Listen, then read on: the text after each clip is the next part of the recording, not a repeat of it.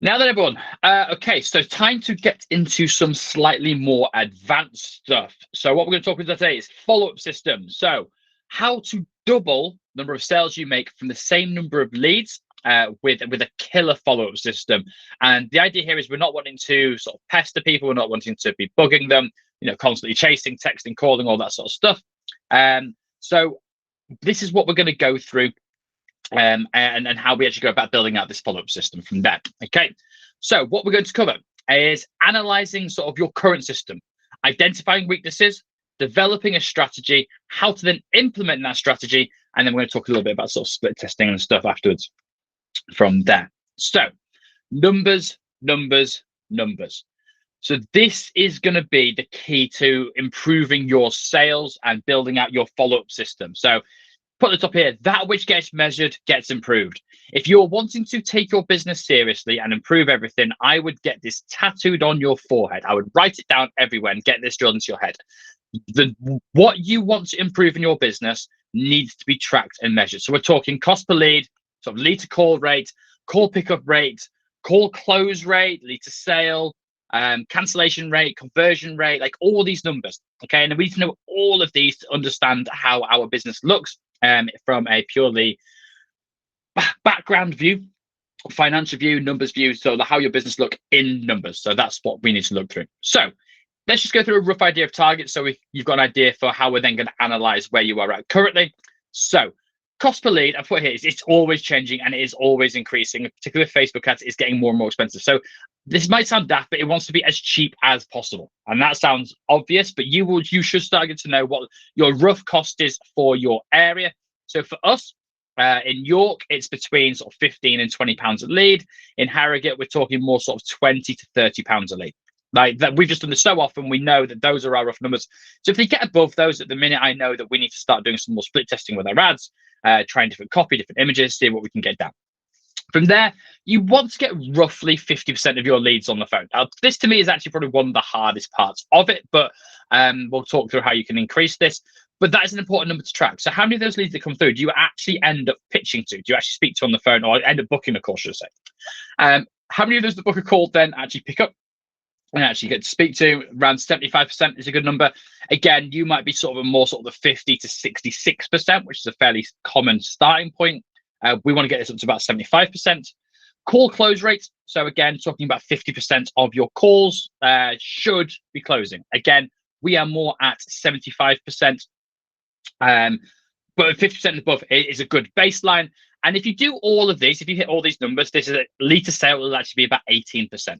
So if you improve any of these ever so slightly, then you will get up to this lead to sale number of 20%. And again, ideally what we're looking for is to get this towards 30. If you can get this 30% up to maybe 35, it is phenomenal and makes a huge difference. And I'll show you later on sort of the big difference that makes. And then we've got the back end stuff. So cancellation rate of less than 5% and conversion rate of 50% up. So those are going from the front end to your back end. So have a look at those numbers. If you are below any of those numbers, then you now know where you need to be tackling. Because if you hit these numbers, you should have a fairly consistent business that grows fairly steadily. As long as you get enough leads in per month, everything else sort of takes care of itself. So have a look at this and see sort of where you fall down. So why all this matters. So let's just say you spend £1,000 a month and you get 100 leads, so £10 a lead. You have a 10% sort of lead to sell. So we're talking going before saying target is 20, but let's say you have a 10% and you sell a 6-week program for £200. So again, this is what we used to sell. So off that £1,000, you will make £2,000. So you've made £1,000 profit. Okay. Now let's say without spending any more on your marketing, you increase that from 10% to 20%. Suddenly, you're now making £4,000 front end with a £3,000 sort of profit. So you're doubling your percentage from 10 to 20%, but you're tripling your profit. So it becomes significantly more lucrative. And this is why this is all so important. Okay, and then if you can get this up to that magical number of 30%, which is doing very, very well, suddenly you're making £6,000 off of that £1,000 investment with a £5,000 profit. So you can see here, a 3x in leads to sale conversion rate is actually a 5x in your profit margin. And that is a huge, huge difference. And particularly as we start talking about increasing lead costs and things getting squeezed, you need to make sure this is as efficient as possible and that you are eking out, it's making sure all those leads that come in, you are utilizing to the absolute max. So this is just the front end stuff that we're talking about here. Okay. So how do we actually do this? How do we start increasing all these numbers? So what we're going to be looking at is initially 2 follow-up systems. One is an email follow-up system and the other is a text-based follow-up system. The email is so we're going to go through the automated, what we call a soap opera sequence.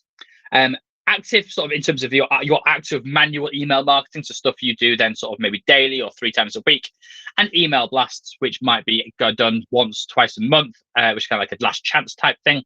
And then similar on the text, so automated texts that go out when people inquire, your manual follow-up then, and then text blast. So you can see it's a very sort of common or similar sort of response on either side. So we're talking about automating as much as we can, making manual what we must, and then the last bit is just getting those fine details coming out at the end from there. So email automated sequence. So what should happen is when someone's opted in to your or they're giving you their details as a lead, their email address is in, they should automatically be added to a follow-up system, and that will go through emails which are generated to, or the design, should I say, to warm up that lead, to get them more used to who you are, what you do, what's involved in your program, and just to pushing them towards booking that call, just make them like understand who you are a little bit. It's called Know, Like, and Trust. I'm sure we've heard of that before. So the first email that goes out should give them what they've inquired about. You've said, click here to learn more about our 28-day program, 6-week program. They've clicked learn more. So that first email should go out. It should give them a bit more information in the advert, but not everything. So it should give you like a breakdown. So you do 3 sessions a week. We do all your nutrition for you. We track your progress, etc., etc. But without expanding massively on it. And again, focusing on why this is going to help that specific clientele. And at the end of each email, you should have a book a call here. From there, email 2 should be social proof. So somebody that is in their situation or very similar situation, telling a story, showing before and afters of exactly who this program has helped before. Because by telling the stories, that's going to help them understand them, and it resonates more with them. So tell a story about someone who's in a similar position to them that has actually done it. Number 3 is then the belief-breaking emails. This could be to talk about, again, sharing a story of someone who doesn't have time, someone who has young kids, someone who's busy with work, someone who doesn't like the gym. So this is where the things that people are telling themselves, oh, this isn't going to be for me because of time, money, don't like the gym, whatever it is. Okay, so you should have a belief-breaking email in there. Then a frequently asked questions: where are you? What times are the sessions, etc. Another social proof email again here. So we want to be pushing as much of this as possible. So social proof as to the results. Again, so you might have one that is extreme weight loss and one that is more someone who's really pressed for time. So you've got sort of maybe 2 different aspects, approaches from 2 different ways. And then the final one, I've put sort of a hard-hitting last chance email. So this could be a, hey, look, I know you've inquired. We've not managed to have a chat yet. We are now going to add you into our email list where we're going to send you tips and advice. This is your last chance to get the discount that you've applied for. If you still want to take it, book a call, click here. That sort of thing. But it's a bit more of a, they know this is the last one in this automated sequence, and then from there he said, we will be emailing you with extra tips and advice, so even if you don't join us, hopefully you find this useful, and then we're just going to provide value to them from there. So that ties then back into this manual marketing side of stuff. So put here, humans are story-based animals. We learn and we entertain through stories. Look at this, look at the things. There's a reason that films and books are so engaging for us. Like, we don't even care that a lot of it's fiction. Like the more far-fetched all the time, the better for us, because we like the stories.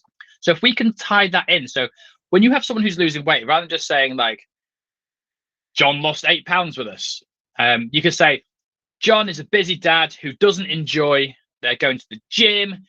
He's tried all sorts. He's done Slimming World. He's joined Pure Gym, and he was at a point where he was at rock bottom. John reached out to us, not really thinking it was going to be for him. But he decided to give it a go. And he's talking about the process. And at the end of 20 days, John has not only lost 8 pounds, he's signed up with us for 12 months because he loves it that much. His wife has noticed that he is happier at home, and he's now able to run around and play with his kids.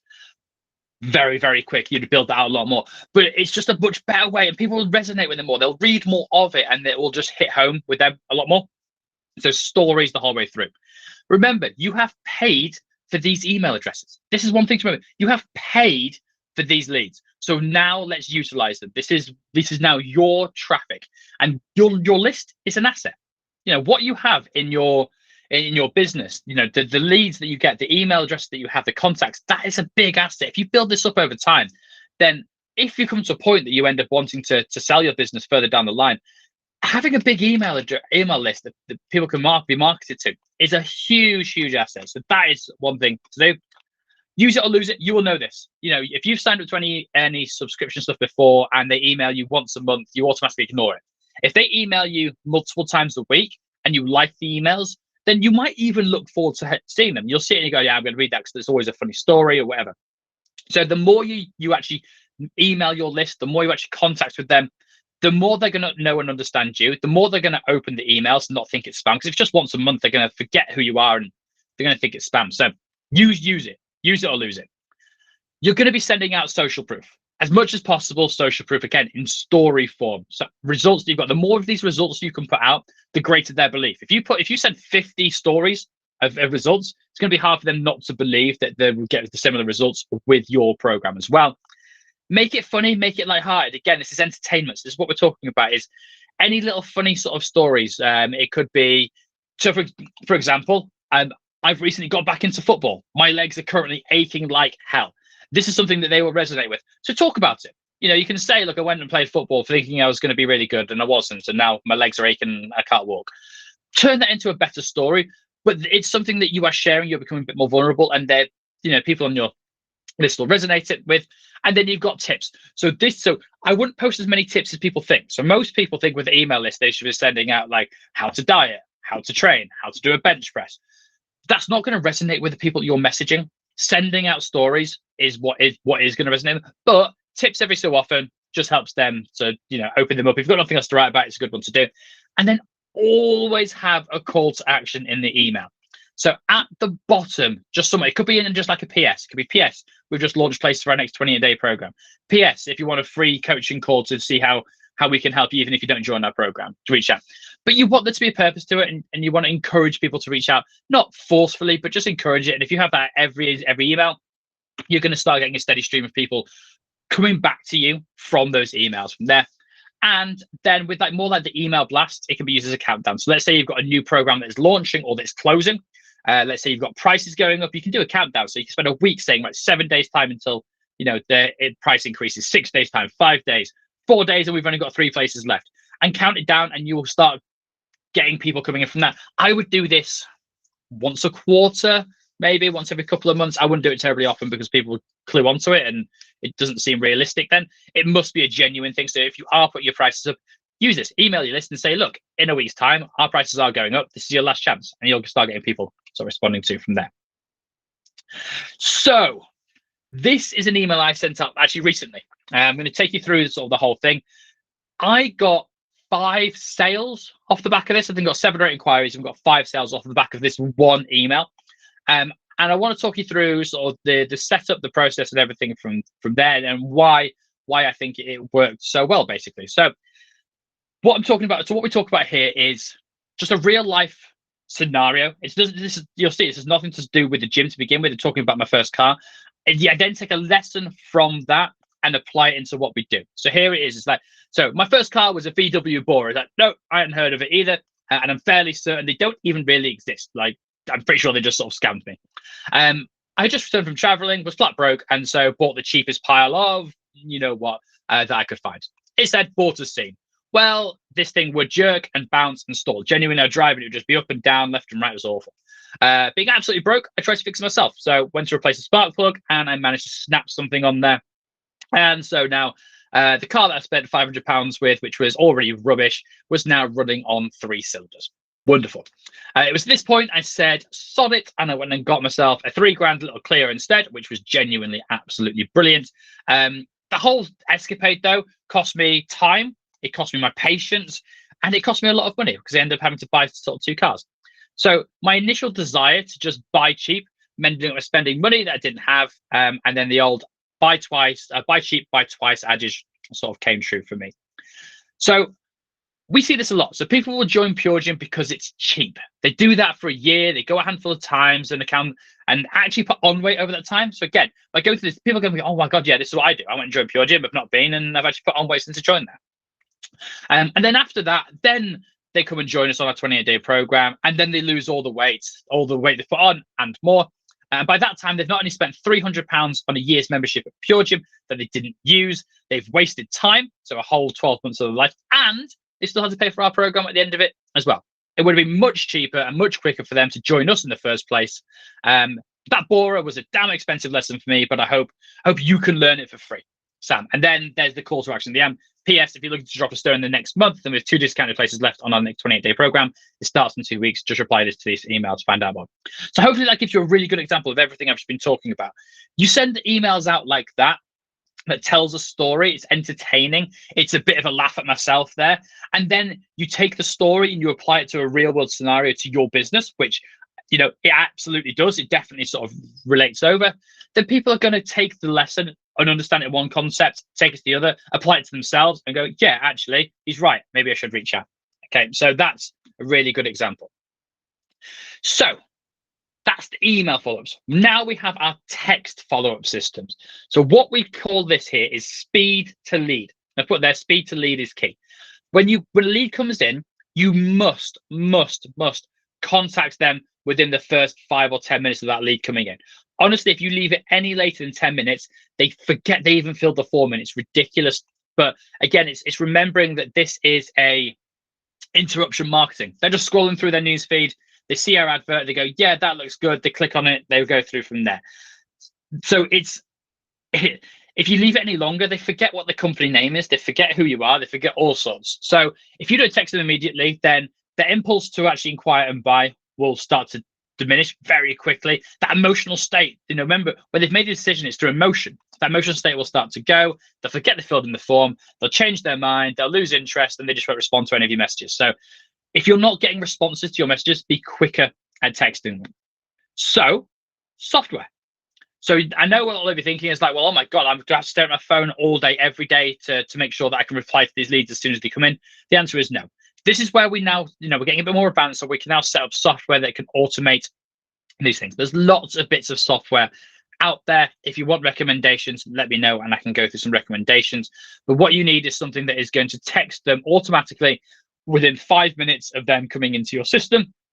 So the lead comes in, automated text goes out 5 minutes later, and then you take over the conversation. So when they reply to you, you'll then have the text that will come back to you, and now you can start manually replying to them. And how that looks is the first message from us says, hey, first name, always use their name. I just want to confirm, I was like, mine's a bit actually, it says, hey, first name, just received your interest in our 28-day program. Just want to confirm you live within 15 minutes of wherever the gym is. What you're looking for here is just a response. You don't want to ask any big questions. You just want something simple that is easy for them to respond to. As soon as they make that first commitment to a response, they have started a conversation and they're more likely to continue it from there. If you jump straight and said, hey, I've got you, I've just received your interest and I want to book a call with you, you're not going to get many. But just going through this simple 3-step process, so many people book calls on the back of this. So they respond to that and say, cool, thanks. And what is your main goal? Is it fitness or fat loss? And whatever they respond to that, I send this last message afterwards. Sounds good. Are you free tomorrow at all for a quick chat on the phone? I can go into the ins and outs of our programs to assess if it's going to be suitable for yourself. So again, what we're talking here is you're booking a call not for me to sell to you. It's to see if our program is actually suitable for you. And again, it's just a way of being a little bit softer with them so that they actually book that phone call and that they don't just ignore it. And, you know, because again, people know that it's going to be a sales call, but if we can just position it a little bit kinder, if you like, they're just more likely to book it. I have tried longer sequences. I do not know why this one works as well as it does. That is God's honest truth, but it works like magic. This simple 3 texts, and you will have people booking phone calls off the back of it like no man's business. Once the call has been booked, they should then get a text with a confirmation of the time and the date. That should be immediately. They should have another one an hour before the call to remind them. And if they don't answer, you are then going to leave reminders. So you can leave a voicemail, you'll text them, and then you'll try and call them back in 5 minutes. Again, we all know what it's like. Even if you're expecting a call, you might just nip off to the toilet and forget. So call them back in 5 minutes. You'll be surprised how many more people pick up just by doing that. And if still no response, you follow up the next day. Again, they might have been busy and they'll come back and say, like, I'm really sorry. Or they'll come back and say, no, I'm no longer interested. But here we're talking about picking up the scraps. People that you might pick up another 1, 2, 3 sales a month by doing this, then that's going to increase that percentages as we go. And if they don't book a call or if they cancel the call, again, it's just following up with them by text for the next 3 days. And then if they're still not responding, you just let them go into the email follow-up system, and they might be in contact a month, 6 months, 12 months. We've had people years down the line end up getting back in contact with us and be like, yeah, okay, I'm ready to start now. So they're not always going to be ready, but these are people that are, you've already paid for. You've already paid for these leads. So we need to do this from there. Okay. So in terms of improving your actual close percentage on the phone, it's reps, it's reps, it's reps. So I would say make at least 100 phone calls. So be willing to suck, be willing to be awful at calls for 100 calls before you start then trying to change and make tactical changements and looking at tactics and tweaks that you can make to your calls. Okay, suck for 100 calls, get the reps under your belt, and then we can start increasing from there. But I would be writing down the objections. When you go through your full phone call, write down the objections, and then sort of you can make this. If you know it's always price, you need to be adding in more value and all that sort of stuff. So you know where your weak area is going to be on there, and then just change the call earlier part of the call. Improving your upsell is done by providing a better service, providing better results, giving them more attention, and by creating a more friendly environment. People say price is an issue. People say all sorts. It comes down to this. If they don't get the results, if they don't get the attention, if they don't get a high level of service, they're then going to go elsewhere. They'll compare you to just a gym or a pure gym or anything like that, and they'll go elsewhere. Okay.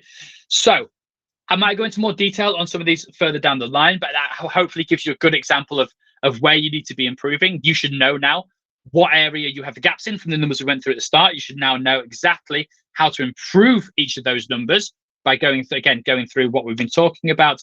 And if you have any questions, if you don't know what to do, if you are stuck, message me and I'll make sure that we do a review and we see what we can do to help on that front. Okay, good luck everyone. Take care.